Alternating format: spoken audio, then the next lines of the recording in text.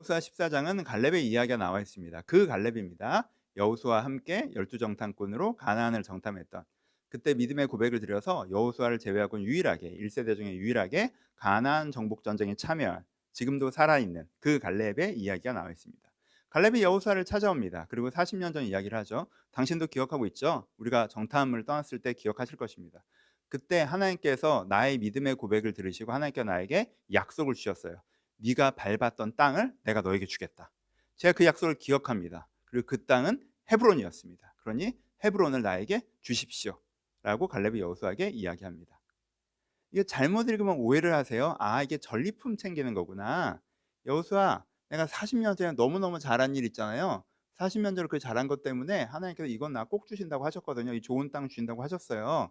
근데 실무자인 당신이 잊어버리고 있는 것 같아요. 그래서 제가 지금 받으러 온 거예요. 하나님께서 준다고 했으니까 빨리 주세요. 이렇게 자기가 받아야 될 거 챙겨가는 것처럼 오해할 수 있어요. 전리품처럼. 헤브론이 어떤 땅인지 모르면 이런 오해를 할 수 있어요. 하지만 그 당시 이스라엘 사람들은 헤브론이 어떤 땅인지 다 알았어요. 그래서 이런 오해를 안 합니다. 그렇죠? 헤브론이 어떤 땅이었어요? 지금 헤브론은요, 다 정복된 지역이 아니었어요. 정복된 지역은 일부고요. 정복해야 될 지역이 되게 많이 있었거든요.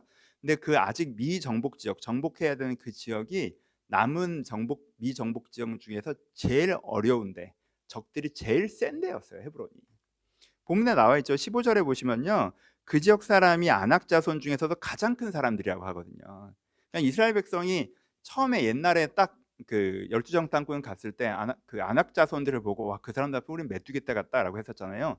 그 사람들 중에 제일 큰 사람, 제일 센 사람들이 이 헤브론에 살았단 말이에요. 그리고 헤브론이 어떤 곳이었는지 하면 12절에 보면 성읍은 크고 견고하고 아낙 사람들이 사는 땅이었다고 표현하고 있죠. 그러니까 이스라엘 사람들끼리 얘기할 때 헤브론 얘기하면 아, 거기 제일 센데, 성읍은 크고 견고하고 아낙 사람들 사는데, 그러니까 무기도 좋고 방어력도 좋은데 개인 전투력까지 센데 거기 제일 힘든데, 이런 데였단 말이에요. 그러니까 지금 자기 땅을 이제 그 지파별로 이제 제비뽑기해서 분배하고 있는 와중이잖아요. 그 와중에 사람들이 인간적으로 생각하는 사람은 어떻게 생각할 만한 땅이냐면, 아, 제발 헤브론만 걸리지 마라. 헤브론만 걸리지 마라. 거기 걸리면 골치 아프다. 거기는 점령 못해. 막 이런 데가 헤브론이었단 말이에요. 그런데 이제는 딱 갈렙이 나온 거예요. 갈렙이 그때 딱 와서 헤브론을 나에게 달라고 이야기합니다. 헤브론은 원래 나에게 약속된 땅이었고 하나님께서 나에게 주신 땅이라고 이야기하는 거죠. 그러니까 지금 갈렙은 좋은 땅을 달라고 하는 것이 아니라 약속의 땅, 내가 싸워나가야 하는 전장을 달라고 이야기하고 있는 거예요. 그러니까 이 대화가 이어지는 것입니다. 사람들이 갈렙의 헤브론을 달라고 하면 사람들이 어떻게 얘기했겠어요? 아, 이제 노인이신데 아니, 갈렙님, 당신이 지금 출애굽부터 여기까지 계신 건데, 우리 중에 여호수아를 제외하고는 유일하게, 여호수아도 이제 전장에 안 나서는데 지금 출애굽부터 여기까지 당신은 정말 우리 중에서 가장 많은 싸움을 쌓아 오신 분이십니다. 가장 위대한 전투를 이끄셨고요. 앞에 나가서 가장 모범을 보이셨죠. 이젠 그만 싸우셔도 돼요. 연로하셨잖아요.라고 얘기하겠죠.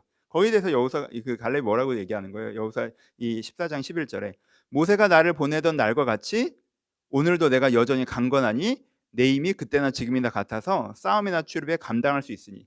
지금 무슨 얘기하는 거예요? 지금 좋은 땅 달라는 게 아니에요. 내가 전장에 제일 어려운 싸움을 나에게 달라고 하는 거예요. 그거 원래 내 거니까. 그러니까 사람들이 아유, 이렇게 노인이신데 어떻게 하시려고요? 아니야, 나 그때나 지금이나 똑같아. 40년 전이나 나 지금이나 똑같아.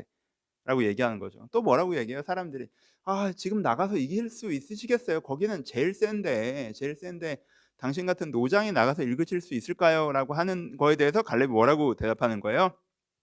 그곳에는 그곳에는 아낙 사람들이 있고 12절이죠. 성읍들은 크고 견고할지라도 여호와께서 나와 함께 하시면 내가 여호와께서 말씀하신 대로 그들을 쫓아내리이다 하니. 나 가서 이길 수 있다. 하나님께서 나와 함께 하시고 하나님께서 약속하신 땅이기 때문에 내가 가야 하고, 내가 갈 때 하나님께서 함께 이기게 하실 것이다. 나 이긴다. 그러니까 나에게 그 땅을 달라. 나에게 나의 전장을 달라라고 하는 거죠. 이러면서 얘기한 게 뭐예요? 이 산지를 내게 주소서예요. 이 산지를 내게 주소서. 가장 강한 적들이 있는 그 땅, 그 전장을 나에게 주소서. 내게 주신 사명이고 내게 약속하신 땅이니까 내가 그 싸움 싸우겠습니다라고 하는 게 이 산지를 내게 주소서라는 고백입니다. 정말 멋있죠? 그렇죠? 나 아직 싸울 수 있고 싸워야 할 싸움이 남아 있으니까 나의 전장을 나에게 달라라고 하는 것입니다.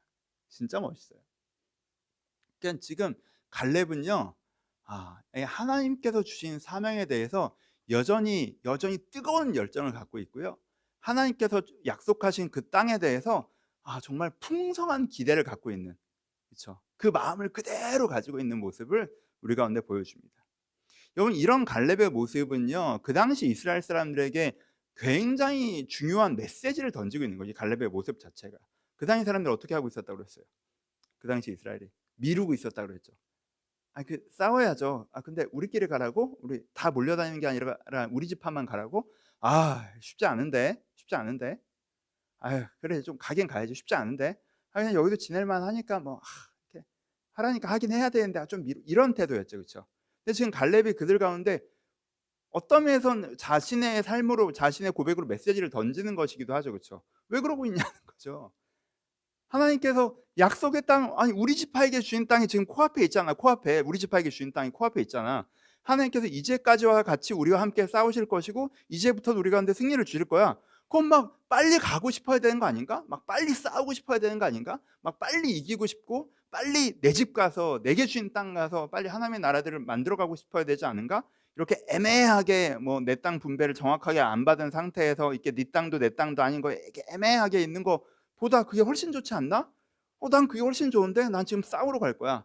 내가 너희들 중에 나이도 제일 많고 그러지만 난 싸우러 갈 거야. 내가 너희들 중에 가장 오랫동안 싸워왔지만 난 지금 싸우러 갈 거야.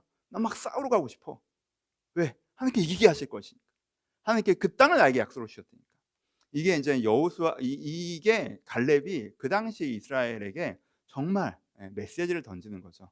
주저앉지 말고 털고 그 자리를 일어나라라고 하는 메시지를 던지고 있는 것입니다. 그래서 여호수아가 이 땅, 그 지파에게 땅을 분배하는 이야기를 하면서 요단 동편 지파의 이야기와 갈렙의 이야기를 하면서 이야기가 이제 시작되고 있는 것. 그래서 이들 가운데 어떻게 해야 된다는 메시지를 갈렙의 이야기를 통해서 여호수아가 또 던지고 있는 것이기도 합니다.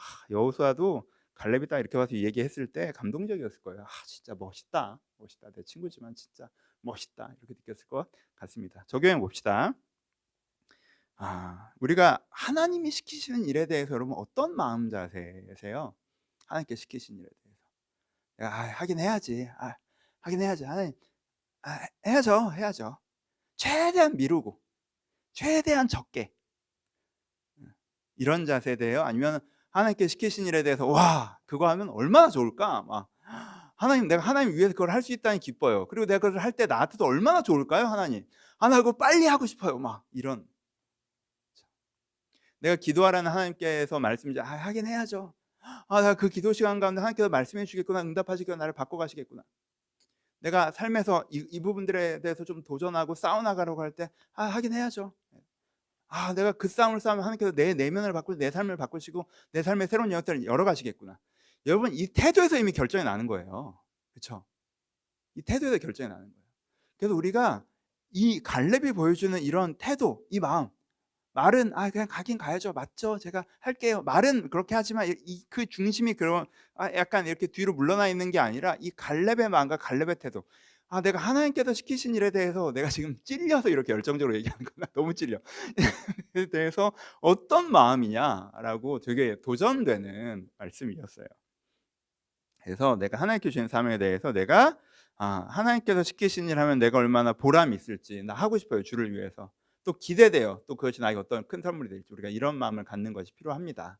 그리고 또 이 이스라엘으로 반면교사를 계속 이 20장까지는요. 이 이스라엘의 모습을 보면서 우리가 계속 묵상해야 되는 것인데, 한다면 예전에는 정말 위대한 전투를 3번이나 했는데 지금은 나 싸울 만큼 싸우고 할 만큼 했는데 이렇게 약간, 혹시 우리가 그렇지 않은지, 내가 예전에 하나님을 위해서 뭔가 열정을 가졌지만 지금은 약간 이런 마음은 아닌지 또 회개하고 돌아올 네 개예요. 나눔 그런 마음이 있었습니다. 갈렙 멋있더라고요. 주님, 제가 정말 죽는 날까지 내가 뒤에 있는 거 생각하지 않고 표대를 향해서 달려가는 그 바울의 고백이잖아요. 이게 내가 이런 열정 갖게 해달라고, 이런 모습이었으면 좋겠다고 다시 한번 좀 기도하게 하는 본문이었습니다. 같은 은혜가 있었으면 좋겠습니다. 감사합니다.